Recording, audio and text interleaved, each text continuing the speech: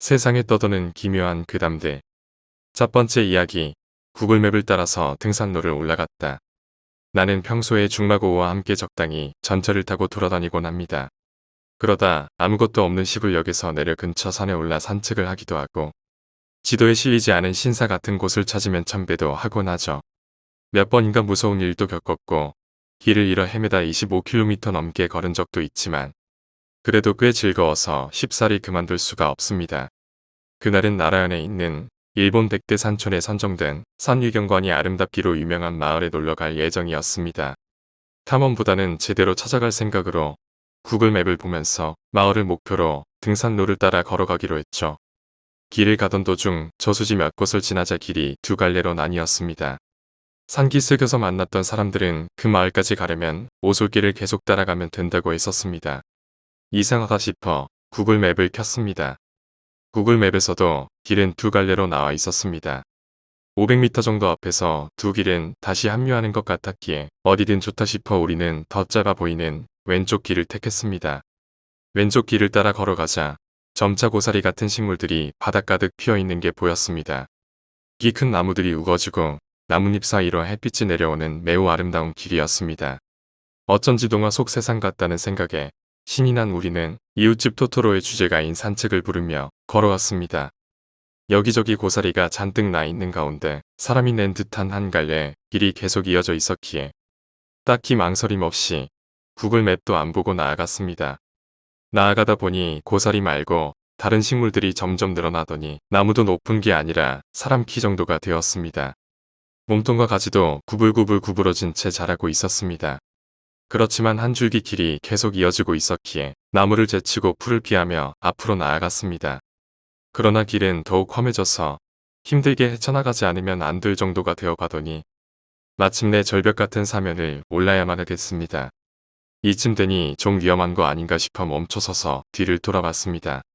그런데 계속 외길이라고 믿고 걸어오던 길이 사라지고 지금까지 도대체 어떻게 걸어온 것인지도 도무지 모를 지경이 되어 있었습니다.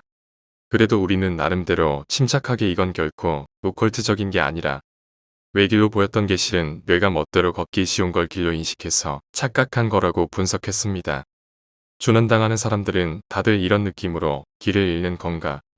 우리 위험한 거 아니냐는 얘기를 하면서도 어쩐지 돌아가고 싶지는 않다는 기분이 강했습니다. 길이 조금 험해지면서부터는 힘들게 앞으로 나왔으니만큼 그 길을 다시 돌아가기 싫었으니까요.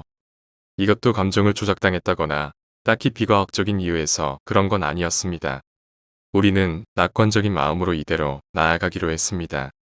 바보같이 어째서 그랬을까? 그대로 돌아갔어야만 했다고 지금 와서는 후회하고 있습니다.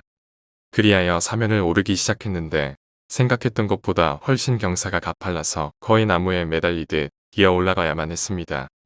도저히 안 되겠다 싶어 돌아갈까 싶을 무렵 벼랑 위에 하얀 가드레일이 보였습니다. 그래서 다시 마음을 다잡고 벼랑 위까지 올라갔습니다. 그런데 아래에서 보이던 가드레일 같은 건 전혀 없었습니다. 딱히 잘못 봤다고 할 만한 것도 없었기에 도대체 왜 나는 가드레일을 본 걸까 하는 기묘한 기분에 사로잡혔습니다.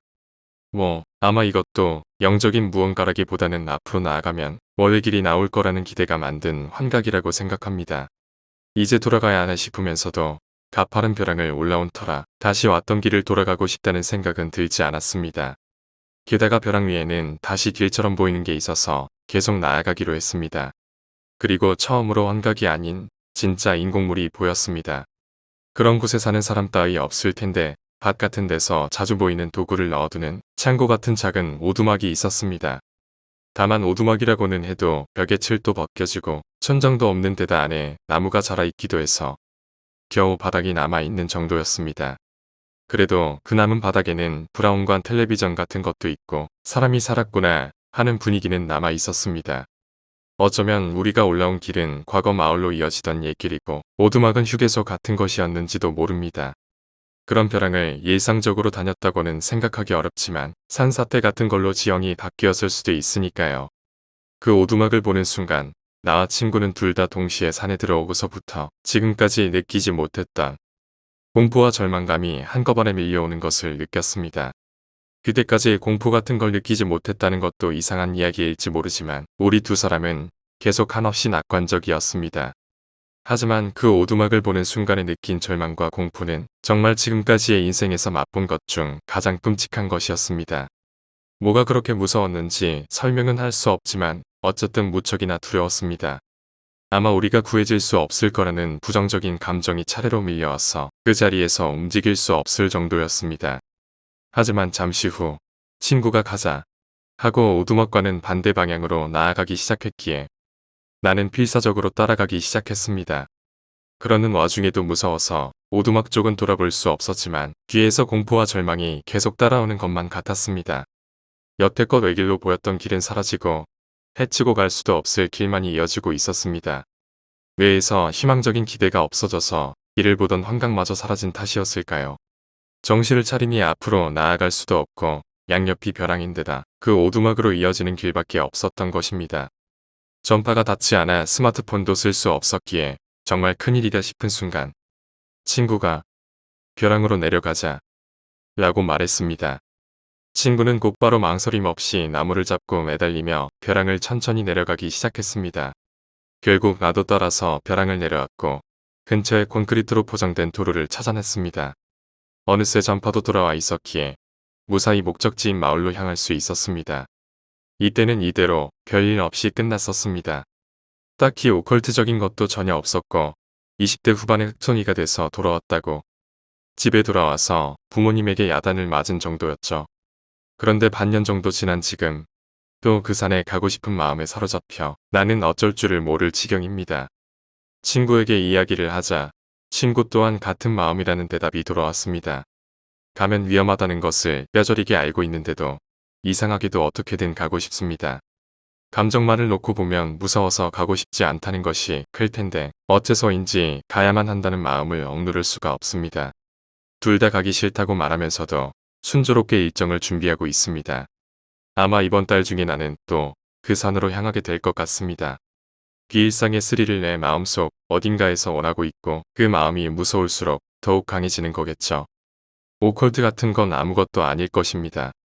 다만 한 가지 아무래도 신경 쓰이는 것이 있습니다. 처음 산에 갔다 돌아오고 반년 정도 지나서 얼마 전에야 갑자기 깨달았던 건데요. 그 당시에는 겁에 질려 몰랐었는데 전기도 없는 깊은 산속 오두막에 놓여있던 텔레비전.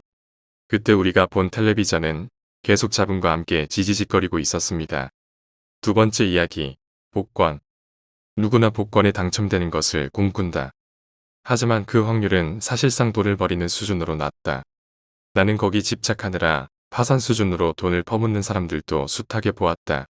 거의 어휘 광고 수준이지만 물론 당첨되어서 인생이 바뀌는 사람들도 와망 있기 마련이다.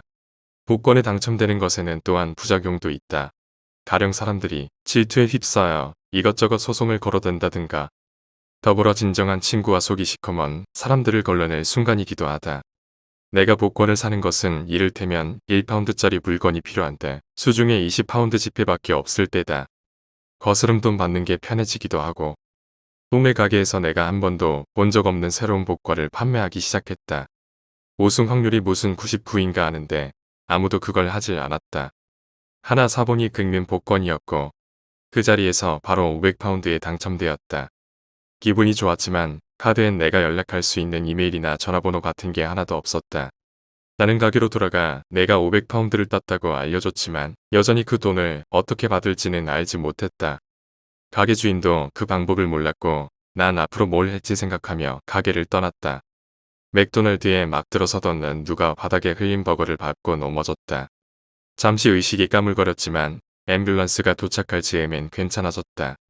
맥도날드는 내게 500파운드의 보상금을 쥐어주었다. 믿기지 않았다. 난 똑같은 복권으로 한 장을 더 샀고 이번엔 2000파운드에 당첨되었다. 기분이 째졌다. 그리고 밖을 돌아다니던 중 건설 현장에서 떨어진 벽돌이 내 머리를 후려졌다. 나는 정신을 잃었다가 병원에서 눈을 떴다. 사고 장면이 CCTV에 녹화되었기에 건설사는 모든 책임을 지고 내게 2000파운드를 쥐어주었다. 그리고 난 깨달았다. 이 복권에서 무언가 당첨되면 그 수령액은 내 스스로의 불운에서 나온다는 사실을.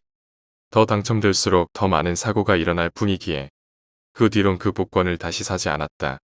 어제는 내 생일이었고 어머니에게 이상한 회사에 긁는 복권을 선물로 받았다. 이번엔 100만 파운드가 당첨되었다. 나는 얼어붙었다. 세 번째 이야기. 거울에서만 보이는 문. 거울에서만 보이는 문이 있어. 그녀가 그에게 말했다. 그는 그녀의 말을 한치도 의심하지 않았다.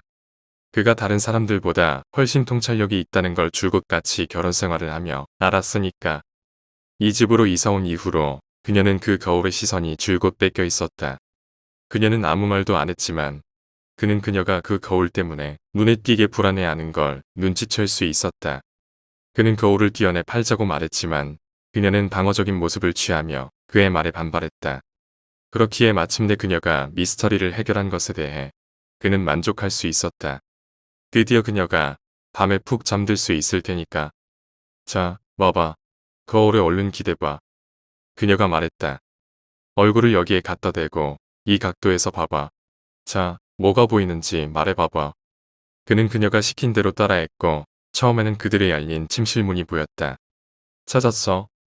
그는 그녀가 그렇게 말하며 동시에 그녀가 거울 속의 침실문 옆에 서 있는 걸 보았다. 그는 고개를 돌려 빈 벽 앞에 싱긋 웃으며 서 있는 그녀에게 아직도 찾는 중이라고 얘기했다. 찾았지? 못 찾았어? 거울을 정면에서 바라보면 침실문이 보이는데 옆으로 비껴보면 내가 서 있는 곳 앞에 닫힌 문이 하나 더 있어. 그는 깜짝 놀라 돌아가서는 다시 한번 거울 속을 들여다보았다. 그녀가 말한 것처럼 그곳에는 문이 있었다. 그리고 그녀는 열린 문 앞에 자랑스러운 듯이 서 있었다. 기다란 하얀 손들이 그녀의 허리를 감싸고 있다는 사실을 의식하지 못한 채 그는 소리쳤다. 거기서 비켜. 그녀는 그의 반응에 혼란스러운 듯이 보였다. 그때 그녀를 감싸고 있던 손들이 갑자기 팽팽해지더니 그녀의 표정은 놀람에서 공포로 바뀌었다. 그녀도 느낄 수 있었고 무슨 일이 벌어지고 있는지 알 수 있었다. 그녀는 한 손을 뻗어 도움을 요청했다. 하얀 손들이 그녀를 방 안으로 끌어당기던 것처럼 그는 그녀의 이름을 외치며 그녀를 붙잡기 위해 고개를 돌렸지만 그곳에는 빈 벽만이 있었다. 그가 들을 수 있었던 건 문이 쾅 하고 닫히는 소리뿐이었다. 네 번째 이야기. 독일의 이상한 괴담. 저희 독일에서는 다른 나라에선 이상하게 보일 수도 있는 전통들이 있습니다. 우린 신년 전야 때 묵은애의 악령들을 놀래켜 쫓아내려고 폭죽을 터뜨리기도 하고 구할절에는 겨울에 악마를 내쫓기 위해 화영대를 태우기도 하죠. 이 외에도 다양한 이유들로 사람들이 마녀나 유령 혹은 악마로 변장하는 지역 전통도 수십 가지나 존재합니다. 하지만 우리가 가진 이런 전통들 중에서도 가장 이상한 연례의식들 중 하나인 이것의 배경에 대해선 적은 사람들만이 알고 있을 뿐입니다. 그 전설은 이러합니다. 때는 1700년 전, 한 강도가 부잣집에 침입했습니다. 하지만 그의 시도는 경비원에 의해 저지되고 말았죠. 강도는 도망치던 중 심각한 부상을 입었고 생사의 기로에 다다랐습니다. 그 순간 악마가 나타나지 않았더라면 그의 이름은 오랫동안 잊혀졌을 테지요. 악마는 그에게 내기를 걸었습니다. 만일 그가 해가 뜨기 전까지 주변 마을의 집 10군데를 침입할 수 있다면 지상에서 지낼 수 있는 또 다른 1년의 시간을 주겠다고 말이죠. 하지만 그 중 한 명이라도 그를 눈치채고 경보를 울린다면 악마는 그의 영혼을 지옥불에 던져넣겠다고 얘기했습니다. 목숨을 잃을 걸 두려워한 그는 내기를 받아들였습니다. 그의 상처는 치유되었고 그는 서둘러 움직이기 시작했습니다. 그는 사람이 없는 집 9채를 찾아냈습니다. 하지만 그는 저 지평선 너머로 빛 한 줄기가 들이오는 것을 보고는 당황해 가던 길 바로 옆에 있는 집으로 들어갔습니다. 집에서 나오던 도중 그의 앞에 그 집에서 살고 있는 가족의 딸이 나타났습니다. 그는 주저하지 않고 그녀의 목을 베어냈습니다. 그녀의 피는 그의 외투를 빨갛게 물들였습니다. 그는 악마에게 돌아가 자신의 보상을 요구했습니다. 하지만 그는 알았어야 했습니다. 악마는 정당한 게임을 하지 않는다는 걸 말이죠. 그가 저지른 짓을 상기시키기 위해 아무 죄도 없던 그 피해자의 피가 그의 옷에 붉게 물들어 남았습니다. 그리고 악마는 그에게 단 1년의 시간만 주었기에 그는 지옥에서부터 매년 그의 영혼을 지켜내기 위해 악마와 내기를 해야 되는 운명을 짊어질 수밖에 없었습니다. 그때부터 그는 지구를 떠돌아다녔습니다. 그의 이야기가 퍼지면서 사람들은 자신의 부츠를 물 앞에 걸어 놓았습니다. 만일 그 강도가 집에 사람이 있는 걸 안다면 자신들의 집에 들어오지 않을까라는 기대에서 말이죠. 자신의 영혼을 위해 악마와 거래를 한 그 남자를 들어오지 못하게 하기 위한 한 쌍의 부츠를 말이죠. 이 남자에 대해 들어본 적 없으신가요? 시간이 지나고 이야기도 변하기 마련이죠. 몇 세기에 걸쳐 변하고 또 변하고 말이죠. 이 이야기의 어떤 버전에서는 그가 강도가 아니라 성인으로 나타나기도 하고, 다른 어딘가에선 그는 악마와 싸운 전사였고 승리를 쟁취했다고 말이죠. 얘기가 바뀌면서 그의 이름 또한 변해갔습니다. 하지만 속지 마세요. 그가 다른 이름을 지니고 있다 해도 그는 사람들의 눈에 띄지 않기 위해 여전히 무고한 사람들을 기꺼이 죽이려고 들 테니까요. 유럽의 이민자들은 이 이야기를 대서양 너머로 퍼뜨렸습니다. 독일에선 그는 성 니콜라스라고 알려져 있었습니다. 그리고 북미에선 그는 새로운 이름이 생겼습니다. 산타클로스라는 이름이 말이죠. 5번째 이야기. 노크. 앤티크 선상용 트렁크. 다소 낡았음. 잠긴 상태이며 열쇠 없음. 무료 나눔합니다. 신문에 실린 광고는 또한 그것이 매우 무겁다는 사실을 알려주지 않았다. 나와 내 친구가 힘을 합치면 136kg쯤은 들 수 있지만 그 트렁크를 바닥에서 떼어내는 데만 한 사람을 더 불러야 했다. 5인 트렁크를 판매하는 노부인에게 대체 안에 뭐가 든 거냐고 물었다. 50년 전에 상속받은 거라오. 그 뒤로 매년 열쇠장이를 불러 열어보려 했지요. 그때까지는 쭉 잠겨 있었어요. 안에 든 건 금일 수도 있고 꼬질꼬질한 빨래일 수도 있고 안에 뭐가 들었는지 나는 모르고 관심도 없어요.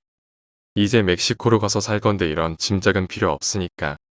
가구 리포머로서 무인 트렁크에만 관심이 있었고 오래된 것 치곤 꽤 모양새가 괜찮기도 했다. 안에 든 것은 그저 보너스겠거니 싶었다. 그것을 꾸역꾸역 내려 가장 큰 픽업 트럭에 싣는 수고 끝에 자물쇠를 열기 위한 우리의 노력이 시작되었다. 우리는 근거 없는 자신감을 충분히 얻을 만큼 락픽 유튜브 채널을 정주행했다. 친구는 자물쇠를 몇 시간이고 각작거렸지만 결코 열리게는 하지 못했다. 나는 안쪽의 잠금 장치를 살짝 움직이는 데까진 성공했다. 그렇게 몇 시간을 내리 낭비한 끝에 나는 도구들을 트렁크 위편에 널브러뜨리며 요란한 소리를 냈다.